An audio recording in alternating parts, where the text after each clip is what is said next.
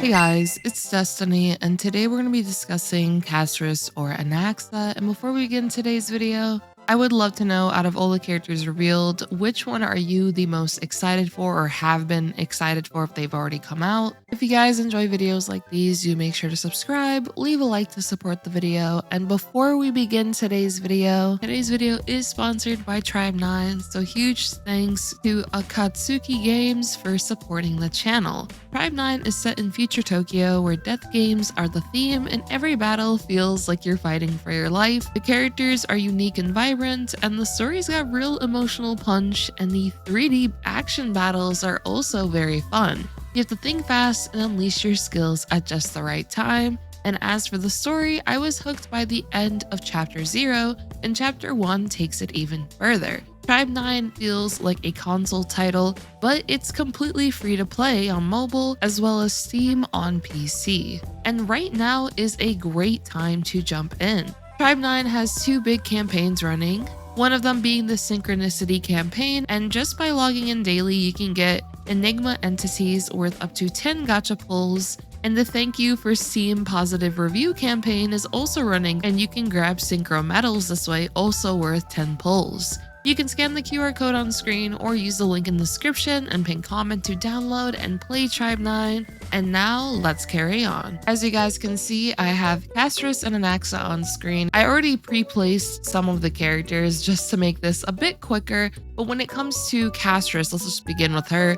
Castorice is a Quantum Remembrance character who takes advantage of the HP changes of the team in order to gain New Blood. New Blood is then going to be used to summon Netherwing, which is a huge source of her damage output. And of course, considering that, we do like having a sustain on the team, especially one that has very frequent healing, so that we are able to regain New Blood for Castorice once her Netherwing does disappear from the field, or even being able to regenerate some HP for Netherwing as well while Netherwing is active on the field. Castorice also has a lot of ways to self-buff herself, which will amplify her damage output even further. And typically speaking, when it comes to Castorice teams, they will be more so revolved around the hyper carry playstyle, with multiple supports just buffing her up to highly amplify her damage output even further. As for Anaxa, Anaxa will be coming out in a couple of days from now, and he is a Wind Erudition character that can be played either as a secondary DPS alongside another Erudition character,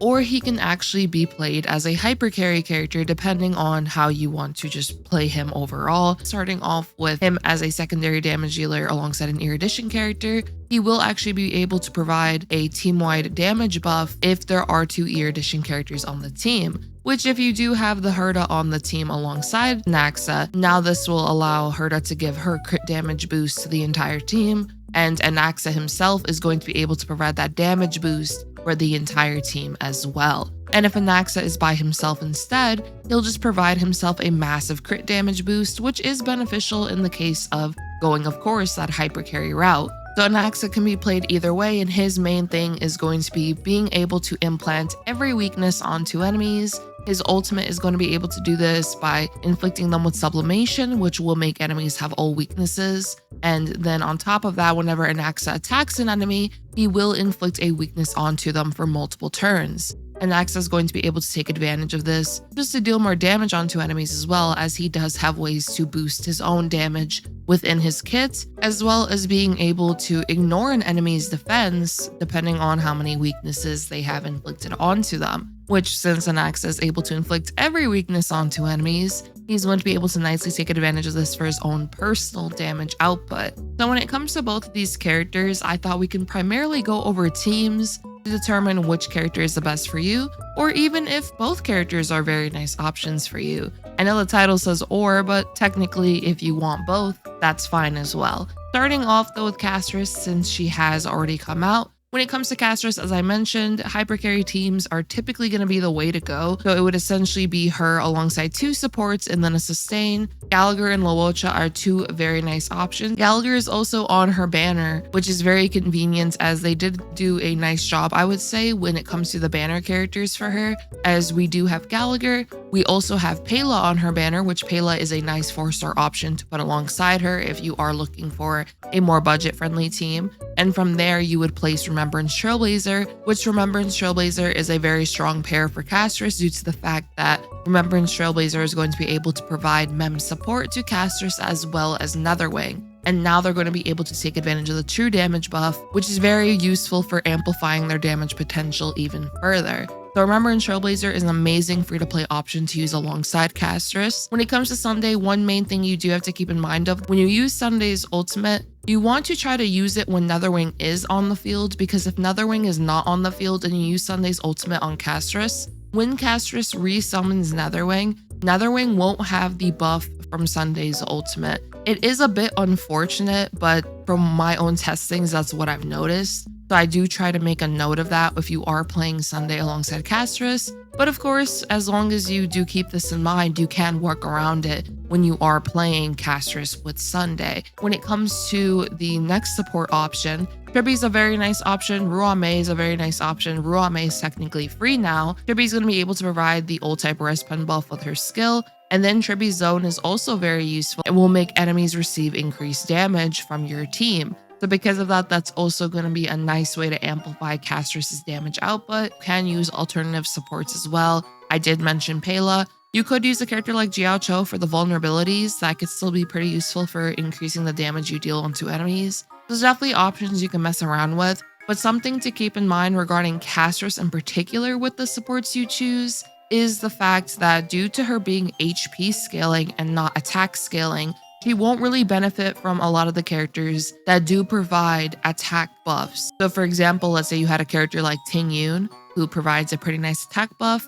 Unfortunately, that won't really be that valuable for a character like Castorice. And I did mention, of course, Luocha and Gallagher, but the reason why they're so good with Castorice is in the case of Luocha, he's going to be able to summon his healing field, which this healing field is very useful for being able to regenerate new blood for Castorice. The healing field is also very, very nice for pure fiction, as you're going to have constant enemies coming in and out due to the fact that you are defeating them so quickly. So just having that healing field is very useful. In the case of what Gallagher provides though, he is able to inflict Besotted onto enemies, and Besotted will allow you to regenerate HP whenever you attack enemies that are inflicted with it. So this is very useful, as well as now Castorice will be able to regenerate HP when she attacks those enemies. Allies will be able to do the same, and so on. So when it comes to team building with Castorice, you do have a variety of options you can go with. Some premium options as well as budget-friendly options. And then when it comes to Anaxa, now as I mentioned, he could be used as a main DPS or a sub DPS. We're going to start off first with him as a secondary damage dealer, and then we'll go over him as a hyper carry damage dealer.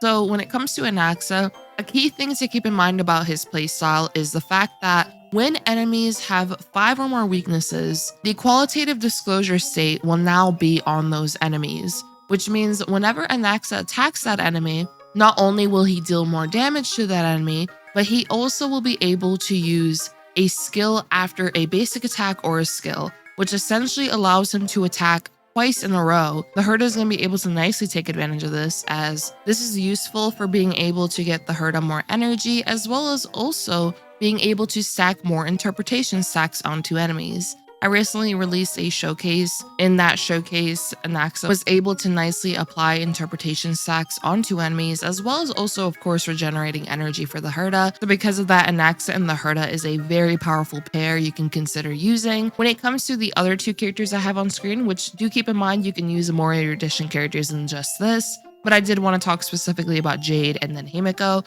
When it comes to Jade, she can nicely take advantage of the attacking frequency as well to be able to unleash more follow-up attacks. And then when it comes to Himiko, now with Himiko, I do have a showcase coming out very soon, but what's really cool about them in particular is because of the fact that Anaxa is able to implant weaknesses onto enemies, he can implant the fire weakness onto enemies, which is very useful for Himiko to be able to take advantage of this to unleash more follow-up attacks onto enemies. Now though, for Hypercarry Anaxa, the main reason why this works is due to the fact that Anaxa will be able to attack twice in a row when enemies do have qualitative disclosure inflicted onto them. So a primary Hypercarry team that I really like, it would essentially be Anaxa alongside a character that can advance him forward, and then let's say you had Tribbie, Robin, Raw May, whatever it may be. And then for your sustain, you can just go with whatever sustain you have. But let's say you did do Anaxa, Sunday, Robin, and Huohuo, which I've also showcased this team on the channel, but this team will be pretty nice to take advantage of due to the fact that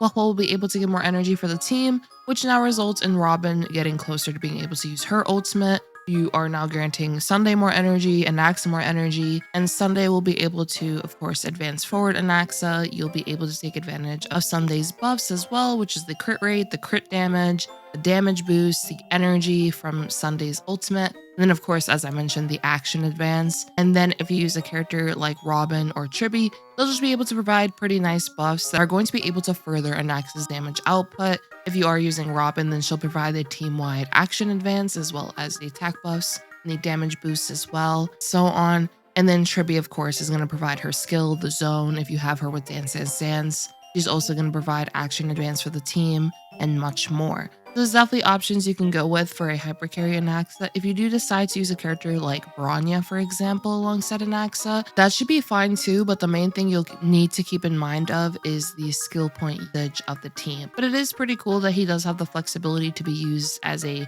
main DPS or even as a secondary damage dealer, just depending on what route you want to go with him playstyle wise, and also just what characters you have on your account. And one thing I wanted to mention in regards to Anaxa is his light cone situation. The current light cone that we were able to acquire from the Star Rail World event will actually give Anaxa a pretty nice free-to-play option that you can take advantage of. As for Castorice, she doesn't have too many budget-friendly options for her light cone, but now when it comes to which character I would recommend more, it is a little tough to say because both of these characters definitely have their value when it comes to what teams they could be paired on. And you technically could have Castorice on one team and then have Anaxa and let's say the Herta on another team. So you could end up actually going that route where you have Castorice one team, Anaxa another team, and then there you go, you're basically done. But if you only had to pick one of them, if you do main the Herta, I would say to keep your eye out on Anaxa just because of how valuable he can end up being for her.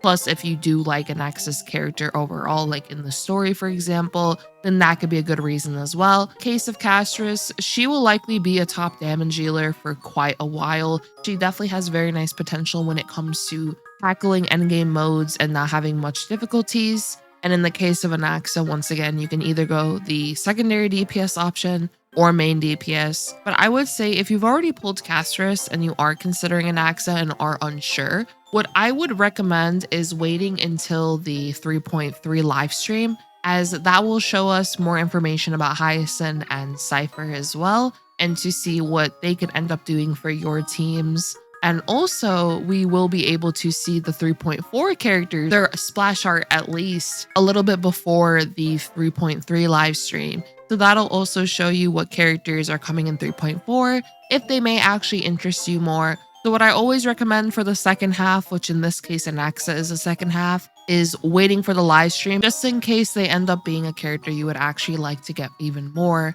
than what is currently available. But that'll be all for today's video. I would love to know personally which character you recommend more and which character you intend to pull. If you've already pulled for Castorice or are planning to also get Anaxa or potentially considering skipping him. I think both these characters both have very nice value, especially in specific teams. I think both of them can be a nice option overall, just depending on what you're personally looking for. And lastly, I will re-releasing that Anaxa and Himeko showcase very, very soon. Should be in the next day or two, so do stay tuned for that. And let me know if there's any recommendations you guys have for showcases. I can try to end up doing them for you all. And I hope you all have a great one like always. Peace.